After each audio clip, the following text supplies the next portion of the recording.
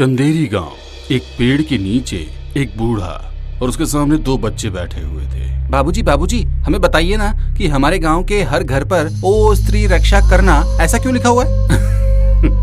बच्चों, मुझे तुमको ये बात बताना ठीक नहीं है, कहीं तुम लोगों के दिमाग पर डर ना बैठ जाए। कैसा डर बाबूजी, बताइए ना। वो डर जो आज से 10 साल पहले पूरे गांव के दिल पर बैठा था, स्त्री का डर। स्त्री हर घर के एक मर्द को अपने साथ ले जाया करती थी। वो घर का दरवाजा न खटखटाए, इसलिए सभी ने अपने घरों की दीवारों पर लिख रखा था कि ओ स्त्री कल आना। सभी ने स्त्री को एक चुड़ैल के रूप में देखा था, लेकिन जब राजवीर ने अपने दोस्त पुनीत के साथ मिलकर स्त्री के बारे में जानकारी निकाली, उस पुरानी किताब में उसे उसका जवाब मिला कि स्त्री को उसकी जिंदगी में मर्दों से इज्जत और प्यार नहीं मिला, इसीलिए वो अब मरने के बाद मर्दों को ही अगवा करके ले जा रही है। लेकिन फिर भी शहर को बचाना जरूरी था, इसलिए राजवीर ने उसकी चोटी काट कर उसकी शक्ति खत्म कर दी और स्त्री उस रात के बाद नजर आना बंद हो गई थी। लेकिन तभी से हम सभी ने स्त्री की आत्मा की शांति के लिए उसकी चोटी का एक मंदिर बनवाया, जहाँ उसकी चोटी को एक ताबूत में रखा गया और उस ताबूत पर लिखा गया, ओ स्त्री रक्षा करना। और धीरे धीरे सभी गांव के लोगों ने अपने घरों के बाहर यही अल्फाज लिख दिए। ये रात पुनीत की जिंदगी की सबसे खूबसूरत रात थी।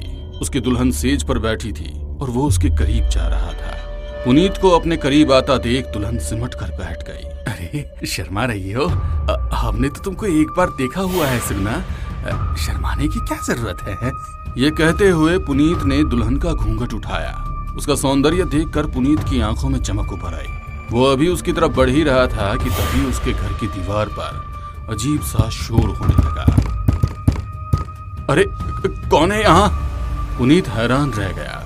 इतनी जोर से कोई दरवाजा भी नहीं पीट सकता था जितनी जोर से दीवार को पीटने की आवाज आ रही थी। ऐसा लग रहा था कि दीवार अभी टूट कर गिर जाएगी। तभी खिड़की खुली और एक कटा हुआ सर अंदर आया, जिसे देखकर दुल्हन और दूल्हा दोनों ही डर गए। इसके बाद ही शरीर भी अंदर आ गया, लेकिन यह सिर से बिल्कुल अलग था। उसके लंबे घने बाल हवा में लटक रहे थे। वो सर अब दुल्हन की तरफ बढ़ गया और उसके बालों ने दुल्हन के दोनों हाथों को जकड़ लिया। तभी उसने अपने बालों के बल दुल्हन को हवा में उठा लिया। जो दीवार अभी तक धम-धम कर रही थी, उसमें तेज रोशनी चमकने लगी। ऐसा लगने लगा जैसे वो दीवार शीशे की बन गई हो और वो सिर दुल्हन को लेकर उसके अंदर चला गया। अगले ही पल दीवार एकदम ठीक हो गई और पुनीत चक्कर खाकर जमीन पर गिर गया। पुनीत, पुनीत उठो।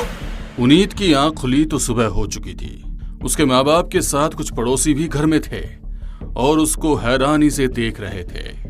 पुनीत, दुल्हन कहाँ है और तुम यहाँ जमीन पर क्यों पड़े हो? वो सुगना को ले गया वो सुगना को।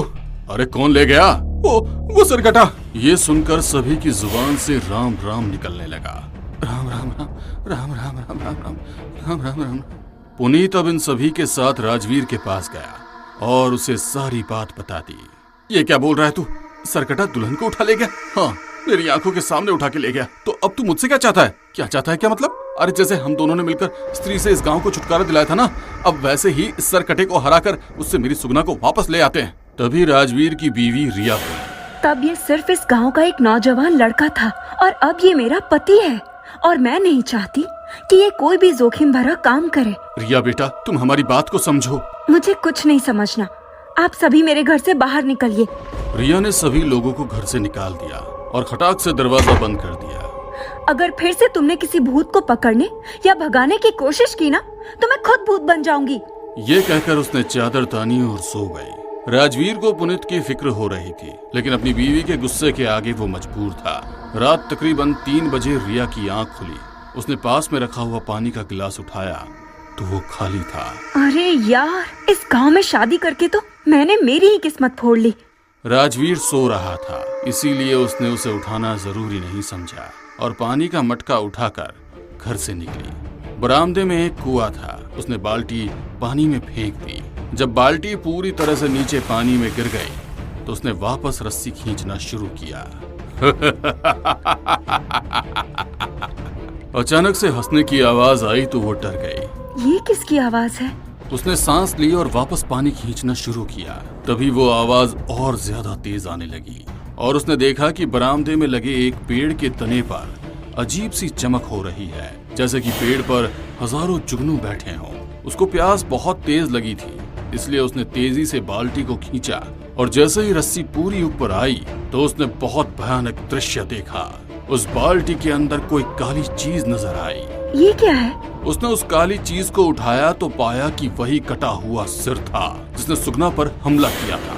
उस पर लिपटे हुए काले बालों ने रिया के हाथ और पैरों को जकड़ लिया और हंसने लगा। रिया का दिल बुरी तरह दहल चुका था। उसकी सांस भी ऊपर नीचे हो रही थी। उसने सांस को पूरी तरह से अंदर लिया और उसके कंठ से एक खौफ भरी चीख निकली। वो चीख सुनकर राजवीर जाग उठा। रिया, तुम कहाँ हो? उसने खिड़की से देखा कि रिया कुएं के पास है। वो भागकर बाहर गया तो सामने का नजारा देखकर उसके भी रोंगटे खड़े हो गए। रिया! वो रिया की तरफ भागा, लेकिन उस सर ने बालों के सहारे ही रिया को हवा में ऊपर उठा दिया। पेड़ में जो लाइट जल रही थी वही एक गोल घेरा खुल गया और वो सिर कटा रिया को उसके अंदर ले गया। नहीं! राजवीर भागकर उस पेड़ के पास पहुंचा तो अचानक से वो पेड़ पहले जैसा हो गया। अब राजवीर की नजर घर की दीवार पर पड़ी तो उसने स्त्री रक्षा करने वाली लाइन को मिटा हुआ पाया। अगली सुबह पुनीत और गांव के सभी लोग एक जगह जमा हुए। राजवीर के चेहरे पर परेशानी साफ नजर आ रही थी और उसके हाथ में वही किताब थी। रिया ने इस किताब को खोलने तक से मुझे साफ मना किया था, लेकिन अब उसी की जान खतरे में है, इसीलिए रिया मुझे माफ कर देना। ऐसा कहकर उसने किताब का वो आखिरी पन्ना खोला जो उसने पढ़ा ही नहीं था। स्त्री बनने से पहले वो एक अच्छी नर्तकी थी और उसे मारकर स्त्री बनाने वाला एक सरकटा था। जब तक स्त्री शहर में घूम रही थी तब तक सरकटा नहीं आ सकता, लेकिन अगर आपने स्त्री को भगा दिया तो सरकटा वापस आएगा। ये सरकटा कौन है, इसके बारे में हम जानेंगे इस किताब के अगले भाग में। अगले भाग में? क्या मतलब अगला भाग? क्या इस किताब के बाद कोई दूसरी किताब भी लिखी गई थी? पता नहीं महन जी, जब मैं और पुनीत उस अंधेरी गुफा के अंदर गए थे तो हमें तो वहाँ पर एक ही किताब मिली थी। तो फिर इसमें क्यों लिखा है कि पुनीत, मुझे लगता है अब हमें वापस उसी गुफा में जाना पड़ेगा। क्यों? अब तू क्यों उस सरकटे को ढूंढना चाहता है? क्योंकि अब तेरी बीवी गायब हुई है इसलिए? पुनीत, बीवी तेरी भी गायब हुई है। ये गिले शिकवे करने का वक्त नहीं है यार। अगर तू चाहे तो मेरे साथ चल सकता है, या फिर मैं अकेले भी अपनी पत्नी के लिए वहाँ जा सकता हूँ। यह कहकर अब राजवीर वहाँ से निकल गया और पुनीत किसी सोच में डूब गया। रात के 12 बजे सुनसान जंगल और अंधेरी रात, ऐसे में एक अकेले इंसान की चहलकदमी उसके लिए माहौल को बहुत डरावना बना रही थी। काफी देर चलने के बाद वो गुफा पर पहुंचा। उस गुफा को उसने आज 5 साल बाद देखा था और उसे देखते ही उसकी आंखों के सामने वो सारा मंजर ऐसे घूमने लगा जैसे कि ये कल ही की बात हो। मुझे जाना ही पड़ेगा, रिया पता नहीं किस हाल में होगी। यह कहकर वो उस गुफा के अंदर दाखिल हो गया। अभी कुछ कदम बढ़ाने के बाद ही एक चील तेज शोर करती हुई सामने से आई। राजवीर नीचे झुककर उस चील से बच गया और वो पीछे निकल गई। राजवीर की सांसें तेज चल रही थी और माथे पर पसीनों की बूंदें छलक आई थी। ये तो पहले से भी ज्यादा वीरान हो गया यार। तभी किसी ने उसके कंधे पर हाथ रखा और वो अचानक से डर गया। उसने पलटकर देखा तो वो पुनीत था। तुम आ गए? हाँ, दिख रहा हूँ तो साफ सी बात है कि आ ही गया होऊंगा।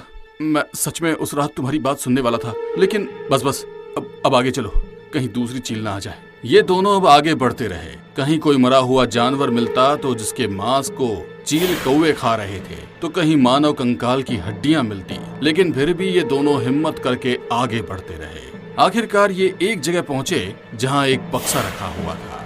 यही वो बक्सा था ना जिससे हमने वो किताब निकाली थी? हाँ, यही था।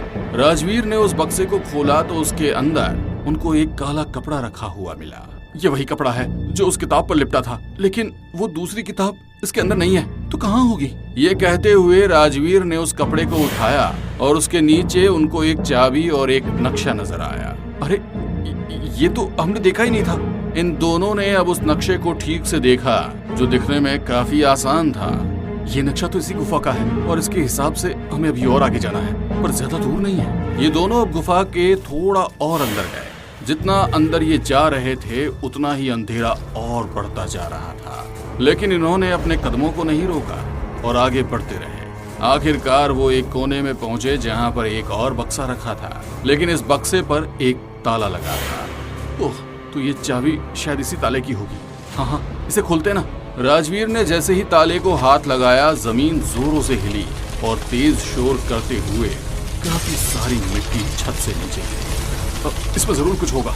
राजवीर ने हिम्मत करके ताला खोला और ढक्कन हटाते ही उन्हें एक किताब रखी हुई नजर आई। सरकटा भूत स्त्री भाग 2। तो यही वो किताब है जो उस किताब का दूसरा भाग है। राजवीर ने किताब जैसे ही उठाई तो गुफा के अंदर भूकंप आ गया। अरे ये क्या हो रहा है? तभी कुछ बड़े बड़े पत्थर छत से नीचे गिरने लगे। भागो! ये दोनों गुफा के मुंह की तरफ भागे। धीरे धीरे पूरी गुफा ढह रही थी और अगर ये एक कदम भी रुकते तो उसी में दबकर मर जाते। ये दोनों गुफा से बाहर आए और पूरी गुफा तहस नहस हो गई। इन दोनों की सांसें तेज तेज चल रही थी। कुछ देर इन्होंने सांस ली और उसके बाद ये गांव में पहुंचे। चौक पर सभी पहले ही इनका इंतजार कर रहे थे। स्त्री के मरने के बाद ही सरकटा भूत वापस आएगा, क्योंकि उसी की वजह से नृत्यकी की मौत हुई थी और मरने के बाद वो स्त्री बनी थी। वो सरकटा भूत अपने जीवन काल में चंदेरी गांव का राजा हुआ करता था और उस राजा का इस नृत्यकी के साथ क्या संबंध था, ये हम जानेंगे इस किताब में। आगे की कहानी जानने के लिए इस कहानी का अगला पार्ट जरूर देखें।